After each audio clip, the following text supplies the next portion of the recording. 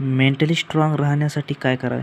तर mentally strong राहण्यासाठी आपल्याला सकाळी लवकर उठावं लागेल. कारण आपण उशिरा उठल्यामुळे आपल्या जे निगेटिव्ह विचार आहेत, ते निगेटिव्ह विचार आपले दिवसभर तसेच राहतात. त्यामुळे आपल्याला मेंटली प्रॉब्लेम येतो. त्यानंतर सकाळी उठल्यानंतर व्यायाम आणि मेडिटेशन करावे.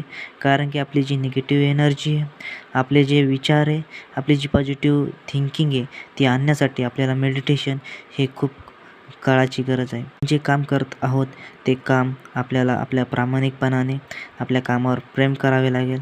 त्यामुळं जास्त आपल्या ब्रेनवरती आपल्या ताण येणार नाही, कंटाळा येणार नाही आणि आपल्याला मेंटली स्ट्रॉंग राहण्यासाठी सुद्धा मदत. आपली तुलना दुसऱ्यासोबत करू नये.